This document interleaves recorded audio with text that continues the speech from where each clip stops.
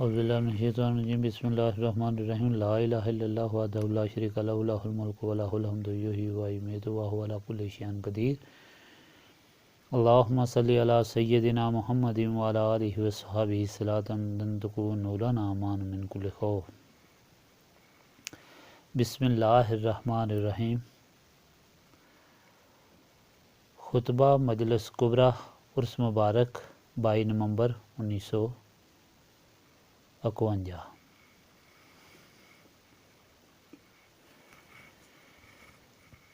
کئی ہزار مریدین کی حاضری کے وقت من جانب علماء پاکستان مولانا صوفی غلام محمد صاحب سکنہ پڑانگ تحصیل چارسدہ ضلع پشاور نے مندرجہ ذیل سوالات پیش کیے اور ان کے جوابات کی استدعا کی۔ اعلیٰ حضرت الحاج پیر نذیر احمد رحمۃ اللہ علیہ نے بالاختصار جو جوابات عنایت فرمائے وہ درج ذیل ہے۔ سوالات: شریعت، طریقت اور معرفت کس مدعا کے لفظ ہیں؟ ان کی اصلیت کی تشریح فرمائی جائے۔ عبادت کون سی افضل ہے؟ ذکر کی حقیقت کیا ہے؟ ولایت اور ولی ہونا، اولیاء بننا، اس کی کیا حقیقت ہے؟ کس ولی اور کس پیر سے بیعت ہونا چاہیے؟ بیعت ہونا یہ کیا کاروائی ہے؟ اس کے متعلق حکم سنایا جائے۔ کشف و کرامات اور معجزہ کیا چیزیں ہیں؟ عرس کیا چیز ہے؟ اس کا مدعا کیا ہے اور اس کا ثبوت کیا ہے؟ شغل طریقت و سلوک مسلمانوں میں کیا زیادتی پیدا کرتا ہے؟ غوث کتب کیا ہے؟ وضاحت فرمائی جائے۔ جوابات: اعلیٰ حضرت الحاج پیر نذیر احمد رحمۃ اللہ علیہ نے اپنے خطاب میں فرمایا، حاضرین، ایک دن ایسا آنے والا ہے کہ میں اور تم یعنی ہم سب خداوند کریم کے دربار میں پیش ہوں گے۔ قرآن مجید اس خبر سے لبریز ہے۔ جس دن یہ زمین دوسری زمین سے بدل دی جائے گی اور آسمان بھی بدل دیے جائیں گے اور سب لوگ خدائے یگانہ و زبردست کے سامنے نکل کھڑے ہوں گے، اور اس دن تم گنہگاروں کو دیکھو گے کہ زنجیروں میں جکڑے ہوئے ہیں، ان کے کرتے گندھک کے ہوں گے اور ان کے منہوں کو آگ لپٹ رہی ہوگی۔ یہ اس لیے کہ خدا ہر شخص کو اس کے اعمال کا بدلہ دے، بے شک خدا جلد حساب لینے والا ہے۔ اس وقت خداوند کریم حاضر و ناظر ہے۔ ہم حاضر ہیں۔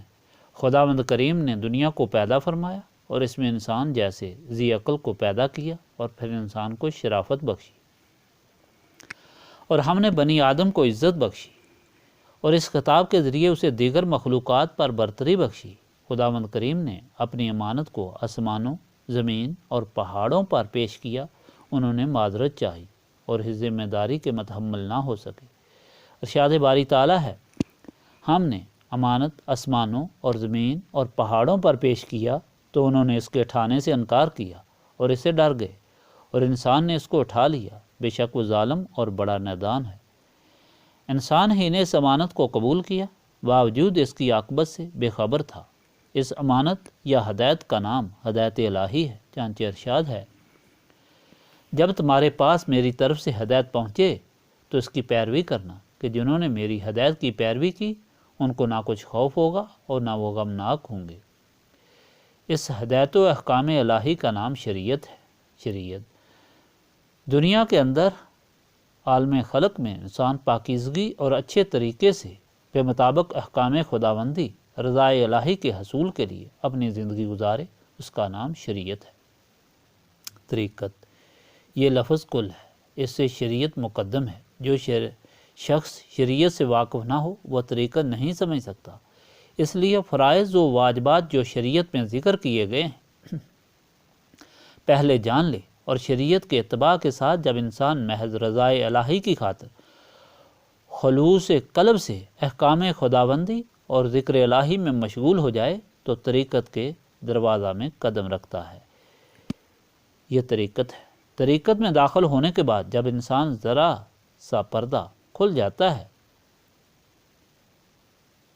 طریقت میں داخل ہونے کے بعد جب ذرا سا پردہ کھل جاتا ہے تو اسے انس، بساط یا بسط کہتے ہیں۔ اس وقت انسان بہت خوش ہوتا ہے، بخلاف اس کے اگر دل میں تنگی اور خفقان طاری ہو جائے اس کو قبض کہا جاتا ہے۔ قبض دور کرنے کا علاج شیخ طریقت کی توجہ ہے۔ معرفت بذات خود کچھ چیز نہیں، تاہم اچھی چیز ہے جس کے لیے عارف اور معروف دونوں لازم ہیں۔ اللہ تعالیٰ کی ذات کی معرفت کا کسی کو علم حاصل نہیں۔ اللہ تعالیٰ کی ذات کی پہچان اس کی صفتوں اور اس کے اسما سے ہے۔ مثلا خالق اسم میں صفت خلق ہے، یا رزاق اس میں صفت رزاقیت ہے، اس لیے اللہ تعالیٰ کی معرفت بذریعہ صفات ہوتی ہے۔ حدیث شریف میں ہے، اللہ تعالیٰ کی صفات میں سوچ بچار کرو اور اس کی ذات میں نہ سوچو۔ جس طرح اللہ تعالیٰ قدیم ہے اس کی صفات بھی قدیم ہے، اور خدا تعالیٰ کے جملہ صفات کا سوائے باری تعالیٰ کے اور کسی پر اطلاق نہیں ہوتا۔ المختصر شریعت، اقوال و افعال، طریقت، اخلاق و احوال، اور معرفت علم و یقین ہے۔ سوال 2، عبادت کون سی افضل ہے؟ خداوند کریم کا ذکر کرو، فکر اس حیبت سے کرنا جو رسول کریم صلی اللہ علیہ وآلہ وسلم نے امت کو فرمایا ہے۔ بے شک انسان کے جسم میں خون کا ایک لوتھڑا ہے، جب وہ سدھر گیا تو سارا جسم سدھر گیا، اور جب وہ بگڑ گیا تو سارا جسم بگڑ گیا۔ خبردار وہ قلب ہے۔ جب انسانی قلب آلودگی دنیا سے متنفر ہوتا ہے اور اچھی اچھی صفات اس میں متمکن ہو جاتی ہیں تو اس تمکن اور صاف حمیدہ سے اطمینان حاصل ہوتا ہے، اور اس اطمینان کو اصلاح سلوک میں نسبت کہتے ہیں۔ اور ایسی حالت میں جو عبادت بے موجب حدیث مبارک تو اللہ تعالیٰ کی عبادت یوں کر کہ گویا تو اسے دیکھ رہا ہے، جو یوں نہ کر سکے تو ایسا ہو کہ گویا وہ تمہیں دیکھ رہا ہے۔ اگر ایسی کیفیت ہو تو وہی افضل عبادت ہے۔ عبادت کی مثال ایسی ہے جیسے ایک درخت ہو جس میں پھول، پتے اور ٹہنیاں ہوں۔ یہ پھول، پتے اور ٹہنیاں جس قدر خوبصورت ہوں گے اسی قدر درخت بھی خوبصورت ہوگا۔ اسی طرح عبادت اگر خضوع و خشوع، عاجزی اور انکساری سے کی جائے تو عند اللہ مقبول اور منظور ہوگی، بشرطے کہ کپڑے اور کھانا حرام سے ملوث نہ ہو، کیونکہ حرام ہی ایک ایسی چیز ہے جو کہ عبادت کو دربار خداوندی میں جانے نہیں دیتا، اور نماز یا عبادت واپس عابد کے منہ پر ماری جاتی ہے۔ دیگر وہ عبادت افضل ہے جس میں ریا کا شائبہ نہ ہو۔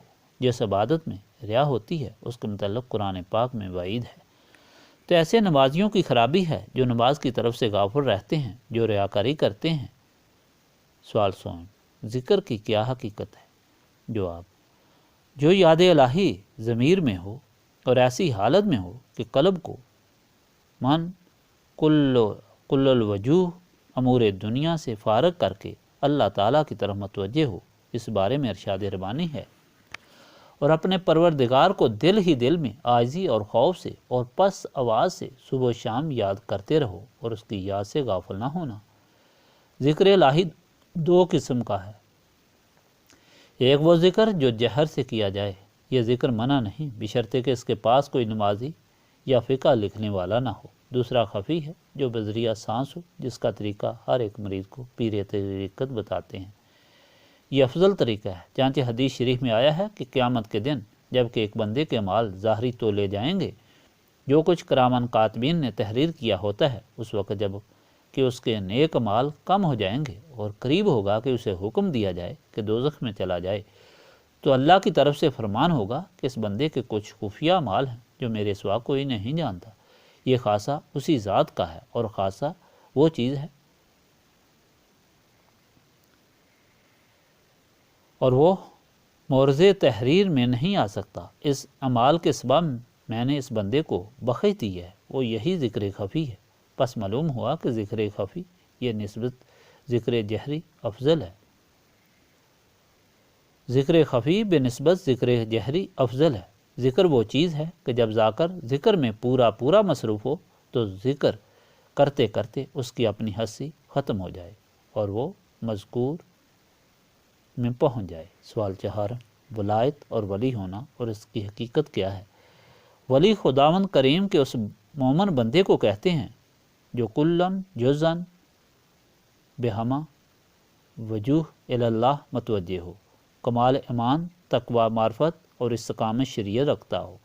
جب اس درجہ تک پہنچ جاتا ہے تو خداوند کریم کی طرف سے آسمانوں اور زمین میں منادی ہو جاتی ہے کہ فلاں بندہ میرا مقبول بندہ ہے اور اس کے ساتھ میری محبت ہے۔ اس وجہ سے لوگوں کے دلوں میں اس کی محبت پیدا ہو جاتی ہے اور وہ مرجع خلائق بن جاتا ہے۔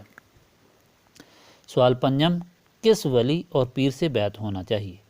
علامات شیخ کامل۔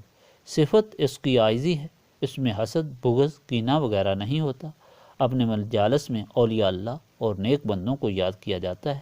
خداوند کریم اور رسول اکرم صلی اللہ علیہ وآلہ وسلم کے احکام لوگوں کو بتلاتا ہے، عفو درگزر کرتا ہے، لوگوں کے ساتھ نرمی اور مطافت کرتا ہے، سلطان الاذکار خفیتاً و جہرتاً کرتا ہے۔ جب اس حالت کو پہنچ جاتا ہے تو اللہ تبارک تعالیٰ کی طرف سے فیض و اکرام سے سراب و مالا مال ہو جاتا ہے، معارف قدسیہ اس پر ظاہر ہو جاتے ہیں اور فرشتہ بآواز بلند ندا کرتا ہے، ھذا ولی اللہ و خلیفۃ نبی المختار۔ ایسے شیخ طریقت سے بیعت نہایت ہی خوش بختی ہے۔ سوال پنجم و ششم، بیعت ہونا یہ کیا کارروائی ہے اور کس ولی یا پیر سے بیعت ہونا چاہیے؟ بیعت ہونا یا بیعت کرنا قرآن مجید سے ثابت ہے۔ جو لوگ تم سے بیعت کرتے ہیں وہ خدا سے بیعت کرتے ہیں، خدا کا ہاتھ ان کے ہاتھوں پر ہے۔ پھر جو عہد کو توڑے تو عہد توڑنے کا نقصان اسی کو ہے، اور جو اس بات کو جس کا اس نے خدا سے عہد کیا ہے پورا کرے تو وہ اسے عنقریب اجر عظیم دے گا۔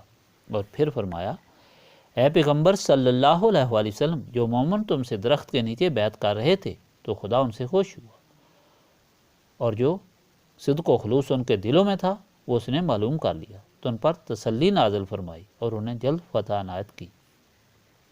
ان آیات سے بیعت کی اصل ظاہر ہے۔ رسول کریم صلی اللہ علیہ وآلہ وسلم نے کبھی تجدید ایمان پر بیعت لی اور کبھی جہاد کے وقت اور کبھی استقامت دین متعین کے بارے میں، اور اصل بیعت وہی ہے جو حدیبیہ میں 6 ہجری میں درخت کے نیچے صحابہ کرام رضی اللہ تعالیٰ عنہ نے رسول کریم صلی اللہ علیہ وآلہ وسلم کے ہاتھ پر بیعت کی تھی، حتیٰ کہ حضرت عثمان رضی اللہ تعالیٰ عنہ وہاں موجود نہ تھے جن کو حضور پاک صلی اللہ علیہ وآلہ وسلم نے اشراف قریش کے پاس مکہ معظمہ بھیجا تھا۔ لہٰذا حضور پاک صلی اللہ علیہ وآلہ وسلم نے اپنا بایاں دست مبارک داہنے دست مبارک میں لیا اور فرمایا، یہ عثمان کی بیعت ہے، اور دعا کی کہ الہی عثمان تیرے اور تیرے رسول صلی اللہ علیہ وآلہ وسلم کے کام پر ہے، اور میں نے اس کی طرف سے بیعت کی۔ بیعت نام ہے اس کاروائی کا جو کہ مرید اپنے آپ کو واصل اللہ ہونے کے لیے مرشد کے سامنے پیش کرتا ہے، اور مرشد اس مرید کو قبول کر لیتا ہے، پھر وہ اپنے جملہ تصرفات پیر کے ہاتھ میں دے دیتا ہے، کیونکہ لفظ مرید باب افعال سے ہے اور حمزہ اس کا سلب ہے، یعنی اس مرید کو بعد مرید ہونے کے اپنے ساتھ کوئی تعلق نہیں رہتا، بلکہ جملہ امور اپنے مرشد کے حوالے کر دیتا ہے۔ بیعت کے وقت مرشد کو مرید کا ہاتھ اپنے ہاتھ میں لینا کوئی ضروری نہیں۔ رسول کریم صلی اللہ علیہ وآلہ وسلم بسا اوقات اس کے بغیر ہی بیعت فرما لیا کرتے تھے۔ اگر مرید کو ایسے ہی توبہ و استغفار کرایا گیا اور سلسلہ میں منسلک ہونے کا عہد لیا گیا تو بھی بیعت ہوگی۔ بیعت کی 4 قسمیں: بیعت لغو، بیعت ضلالت، بیعت سنت، بیعت فرض۔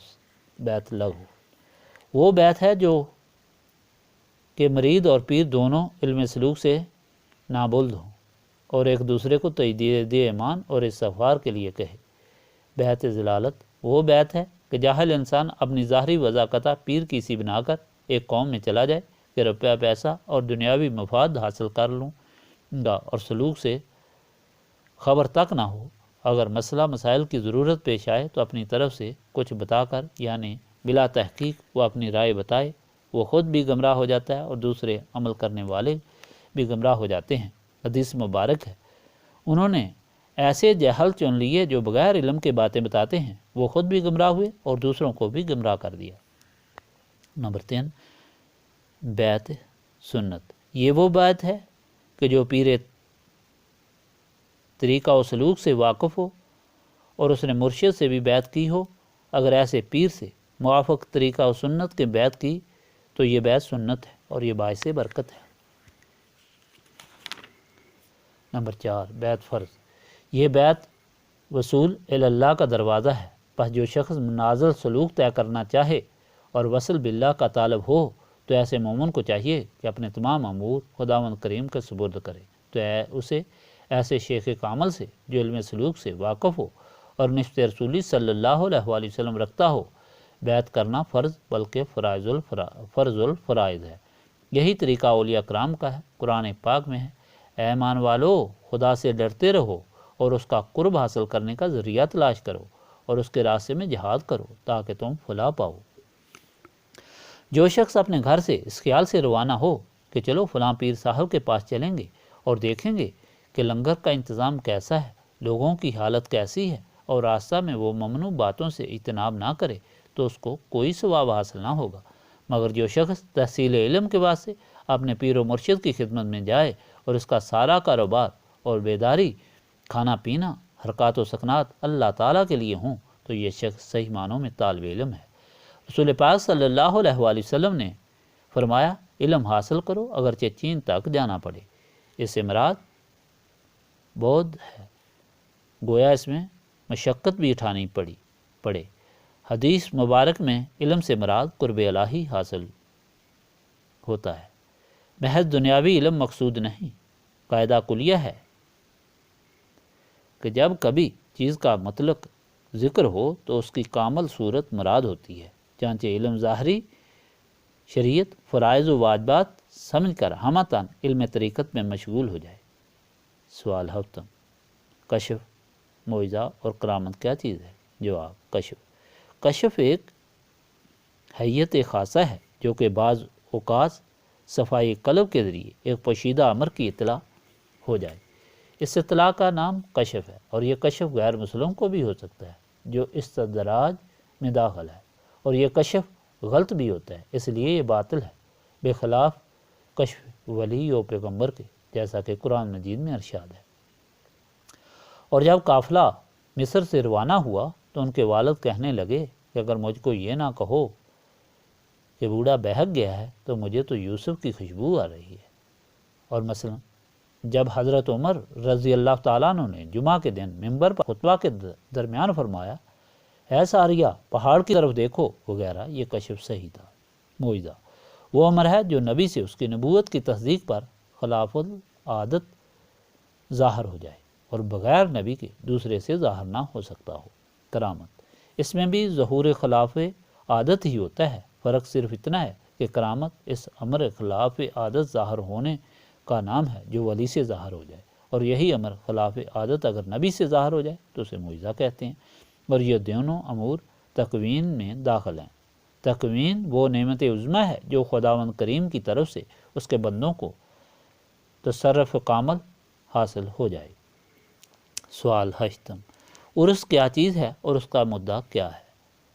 جواب، عرس کی اصلیت یہ ہے کہ طوفان نوح کے وقت جب مکہ معظمہ یعنی بیت اللہ شریف کی جگہ بیت المعمور آباد تھا، بہت سے فرشتے بحکم الہی بیت المعمور کے پاس جمع ہو گئے اور پھر اس کو چوتھے فلک پر لے گئے، اور بیت اللہ شریف کی جگہ ایک ٹیلہ مرتفع رہ گیا۔ بعد ہر سال حج مبارک کے ایام میں فرشتے اس جگہ پر جمع ہو جاتے تھے، اس سے اجتماع کی صورت جامعہ کو عرس کہا جاتا ہے، جو موجودہ عرسلیت وہاں سے ہے۔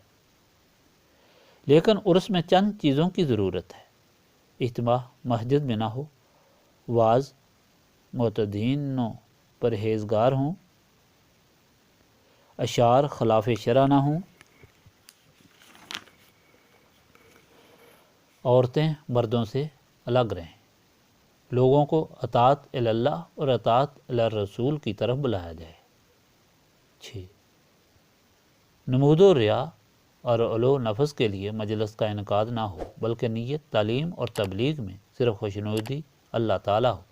اللہ تعالیٰ کی طرف سے فرشتے مقرر ہیں، جب وہ زمین پر دورہ کرتے ہیں تو مجالس ذکر و تعلیم تلاش کرتے ہیں، تو جب وہ مجلس علم میں حاضر ہوتے ہیں تو نزدیک والے فرشتے دور والوں کو بلاتے ہیں کہ آؤ، ہم جس چیز کی طلب میں تھے وہ یہاں ہے، تو چپکے سے وہ فرشتے بیٹھ جاتے ہیں۔ جب مجلس علم ختم ہو جاتی ہے تو خداوند تعالیٰ کے حضور عرض کرتے ہیں کہ ہم نے زمین میں فلاں جگہ مجلس علم دیکھی۔ اللہ تعالیٰ باوجود عالم الغیب ہونے کے فرماتا ہے اور پوچھتا ہے کہ میرے بندے کس چیز کا تذکرہ کر رہے تھے؟ فرشتے عرض کرتے ہیں کہ آپ کی یاد اور آپ کے محبوب صلی اللہ علیہ وآلہ وسلم کا تذکرہ کرتے تھے۔ خداوند کریم پوچھتا ہے کیا انہوں نے مجھے دیکھا ہے؟ فرشتے عرض کرتے ہیں کہ باری تعالیٰ انہوں نے آپ کو نہیں دیکھا۔ تو خداوند تعالیٰ فرماتا ہے کہ اگر وہ مجھے دیکھ لیتے تو پھر کیا کیفیت ہوتی؟ تو فرشتے عرض کرتے ہیں کہ اس صورت میں وہ تو مجنون نانا ذکر کرتے۔ خداوند تعالیٰ فرماتے ہیں کیا فرشتو گواہ رہو کہ میں نے ان سب کو بخش دیا۔ پھر فرشتے عرض کرتے ہیں کہ ہم نے اس جگہ فلاں آدمی دیکھا جو اپنی غرض اور کام کے لیے آیا تھا، نیت اس کی واز سننے کی نہ تھی۔ خداوند کریم فرماتے ہیں کہ میں نے اسے بھی بخش دیا، کیونکہ ان کے پاس بیٹھنے والا بدبخت نہیں رہ سکتا اور نہ ان سے تعلق والا ناکام ہوتا ہے۔ 7 واز سننے کے لیے تمام لوگ باوضو متوجہ ہو کر بیٹھیں اور بغور سنیں۔ عرس کے انعقاد سے مقصود حصول علم اور اچھے لوگوں سے ملاقات اور اجتماعی دعا میں شریک ہونا ہے۔ حدیث شریف میں ہے کہ 40 سے زیادہ مسلمان لوگ اگر ایک جگہ جمع ہو کر بخلوص نیت خداوند کریم کے دربار میں دست دعا ہوں تو اللہ تعالیٰ ان کی دعا کو مستجاب فرماتا ہے۔ سوال نہم، شغل طریقت و سلوک مسلمانوں میں کیا زیادتی پیدا کرتا ہے؟ جواب، شغل طریقت مسلمانوں میں نور ایمان کی زیادتی پیدا کرتا ہے۔ نور ایمان میں زیادتی باعتبار زیادہ عبادت اور زیادہ ذکر الہی کے ہوتا ہے۔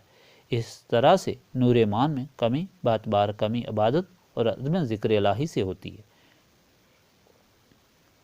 یہ باعتبار اعمال کے وہ نور ایمان جو خداوند کریم بسبب کلمہ طیبہ لا الہ الا اللہ محمد رسول اللہ مومن مطمئن